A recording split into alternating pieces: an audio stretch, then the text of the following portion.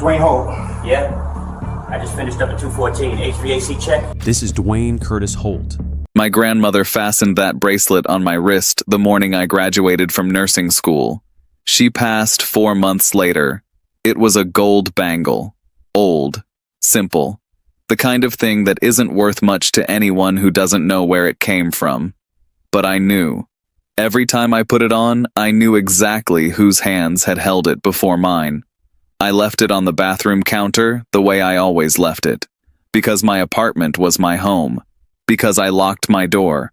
Because I trusted that the person who came in with a work order and a master key was there to fix a faucet and nothing else.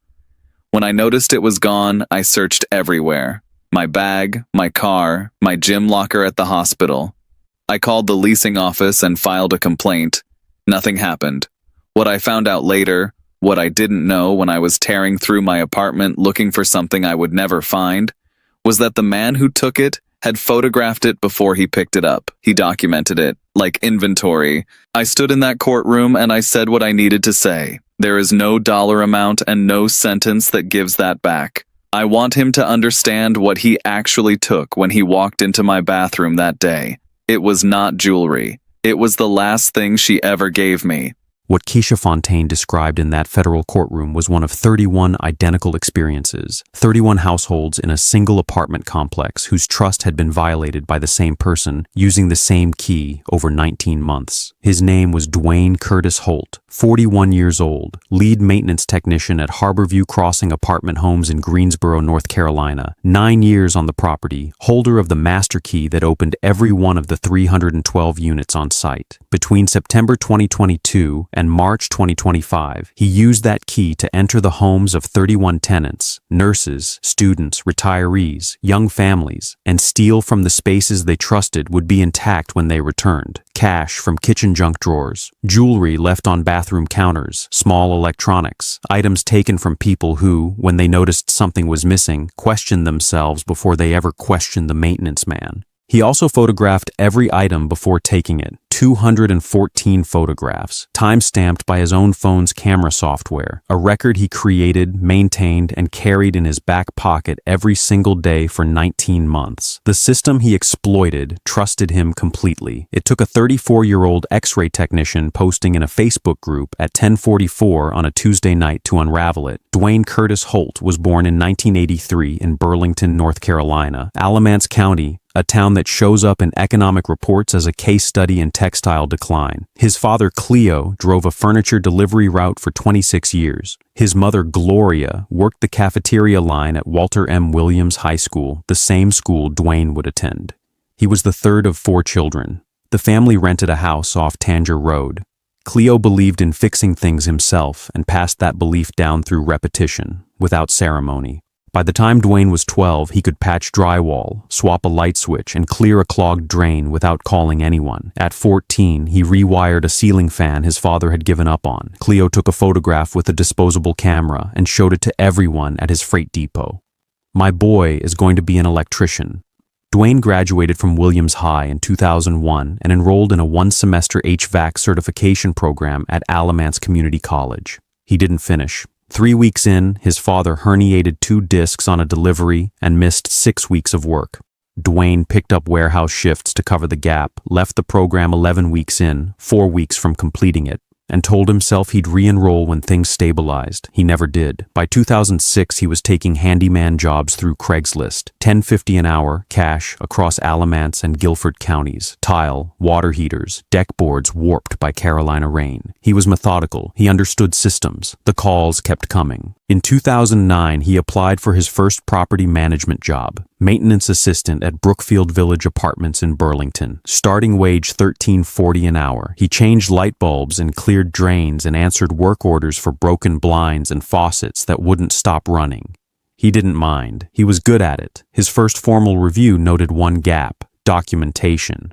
Occasionally completes repairs before entering the work order, should follow the paper trail more closely. He never followed the paper trail. In 2013, Harborview Property Group hired him as lead maintenance technician at Harborview Crossing on Bridford Parkway in southwest Greensboro. $42,500 a year, health benefits, a company truck, and a master key, a physical Madeko key on a steel ring that unlocked every one of the 312 units on the property. His performance reviews from 2013 through 2022 were consistently adequate. For 9 years, Dwayne Holt was exactly what Harborview needed him to be: reliable, invisible, trusted. Then August 2022 arrived. His wife of 7 years, Tanya, filed for divorce in Guilford County District Court. She took their 2 daughters, ages 9 and 11, to her mother's house in High Point. Holt stayed in the rental house on Randleman Road. Rent, $1,340 a month. Court-ordered child support, $870. Take home after taxes and the support order, approximately $1,900. He sat at the kitchen table one night in September and ran the numbers 4 different ways. They came out the same every time. Harborview Crossing sat on 11 acres off Bridford Parkway, 312 units across 6 buildings, average occupancy 94%. At any given time, roughly 290 occupied apartments housing nurses, students, retirees, young families, delivery drivers.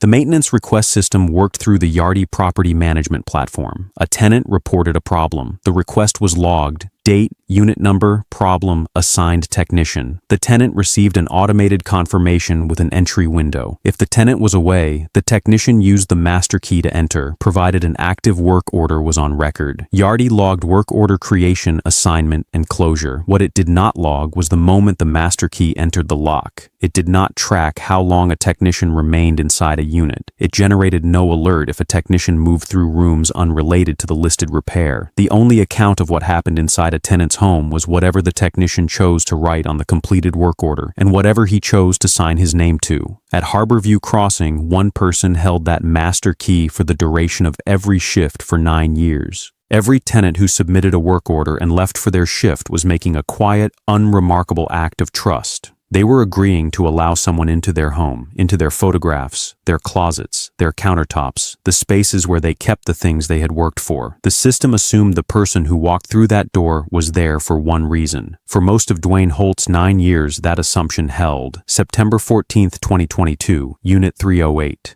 Kesha Fontaine was a travel nurse on contract at Cone Health, working 3-day stretches with 72-hour windows away from the apartment on a rotating schedule. A work order had been submitted for a leaking bathroom faucet. Holt signed in at 11:22 in the morning. He fixed the faucet. The work order was closed at 11:48. 2 days later, Kesha noticed her grandmother's gold bangle bracelet was gone from the bathroom counter. She called the leasing office. The manager logged a complaint under general tenant notes. No one pulled Holt's work order history. No one called him. No investigation of any kind was opened. Holt learned quickly what to take and what to leave. Cash from kitchen junk drawers and bedroom nightstands. The kind of money people keep in a spot and forget about until they need it, which means they question themselves before they question anyone else. Jewelry left out in the open on bathroom counters, on dresser tops, left without thinking because a person trusts the lock on their front door. Small electronics.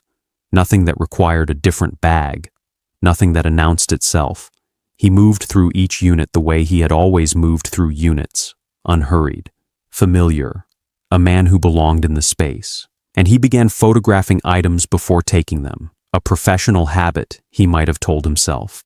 The way a contractor documents a site before starting. The justification held for a while. Then it stopped mattering.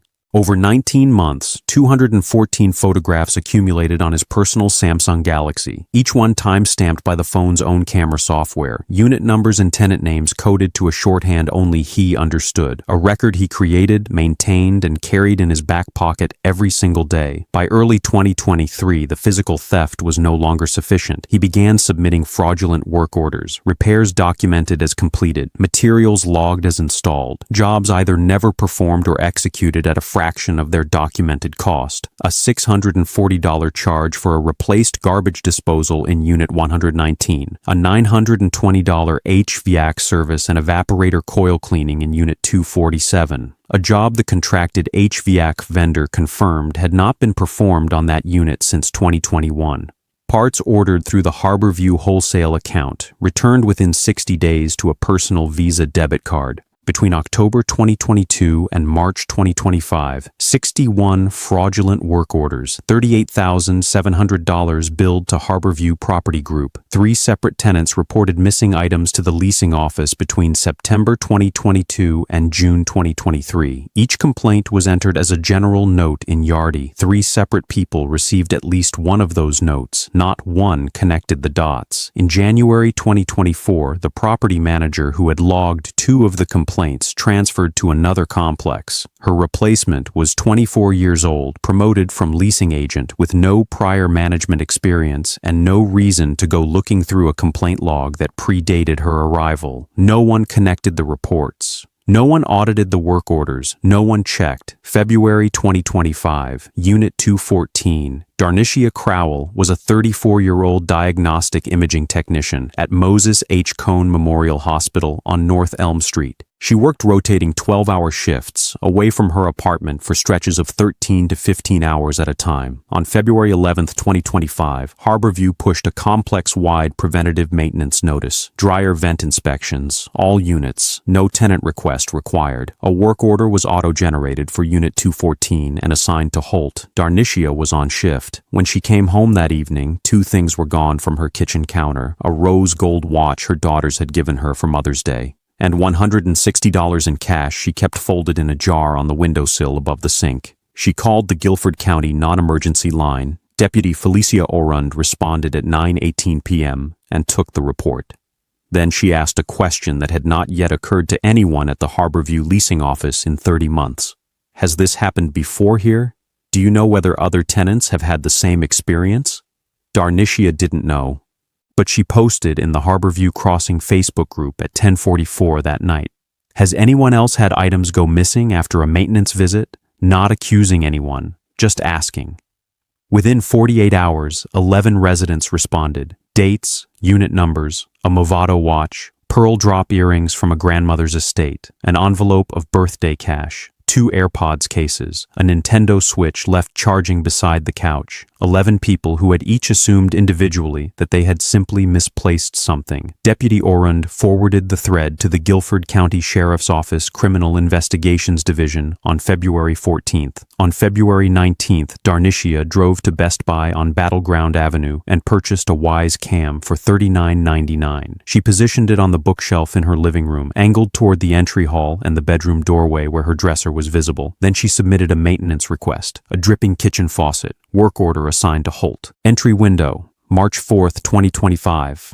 She was on shift at Cone Health when the camera captured Holt walking through her front door, setting his toolbox on the kitchen floor, walking directly past the dripping faucet without slowing, and moving into the bedroom. She sent the footage to Deputy Orund at 6:14 that evening. Search warrants were executed simultaneously on March 4th at Harborview Crossing and at Holt's residence on Randleman Road. At Randleman Road, investigators recovered a Ziploc bag containing 14 pieces of jewelry, an Amazon return box holding 2 AirPods cases, 3 Bluetooth speakers, and a Canon PowerShot camera. Serial number traced back to Unit 177, whose tenant had filed a missing camera report in December 2023. A shoebox on the bedroom closet shelf containing $3,400 in cash, rubber banded in denominations of 20s and 50s. Holt's personal Samsung Galaxy S23 was submitted for forensic extraction. 214 photographs. Cross-referenced against his Yardi work order history. A timestamp match on every single entry. Every photograph taken during an active assigned work order, 31 units, 19 months, including 11 units whose tenants had never reported anything missing and had no idea they had been targeted. He had documented every single one himself, extracted from the same device, a text thread with a contact saved as B. Weston. Got some pieces, gold bangle looks vintage, pearl drop earrings.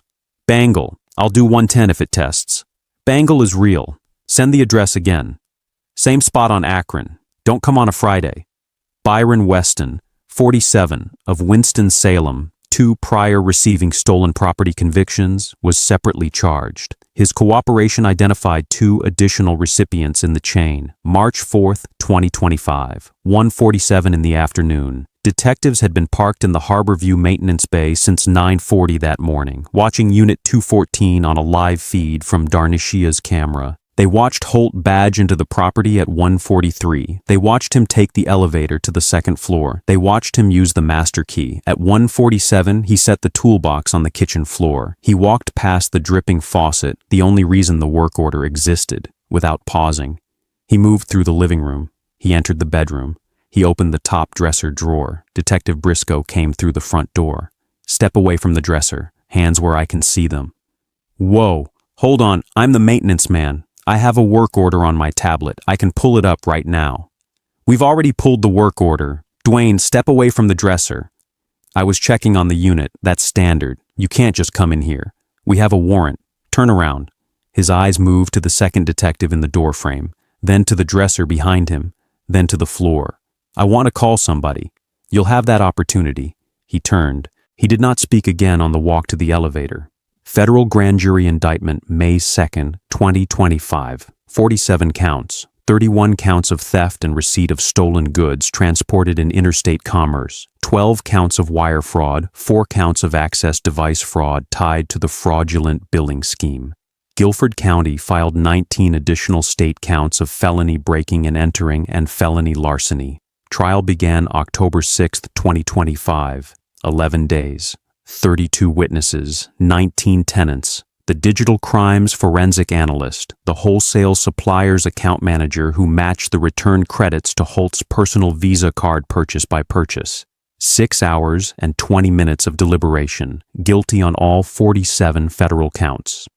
At sentencing, after Kesha Fontaine read her statement, Judge Mangi addressed Holt directly. You were issued a master key. The word master is not decorative. It reflects the level of trust that 312 households placed in you every time they left for work, for a hospital shift, for school, trusting that their home would be intact when they returned. You used that trust methodically, patiently, and without hesitation across 19 months and 31 separate homes. This court does not see a man who made a desperate mistake. It sees a man who identified an opportunity and built a system around exploiting it. 51 months in federal custody, consecutive to a state sentence of 18 months. Full restitution of $133,000 payable to the 31 identified victims and to Harborview Property Group. Designated to FCI Butner Medium Wine in Butner, North Carolina. Projected release, 2030. 14 Harborview tenants filed a joint civil lawsuit. The case settled for $280,000.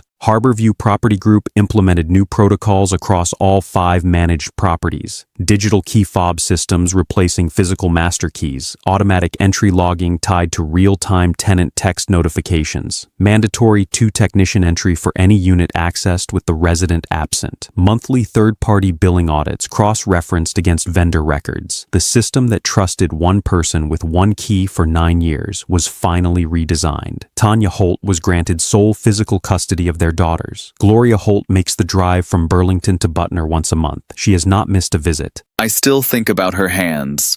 When I try to picture my grandmother now, and I think about her every day, it is her hands I see first.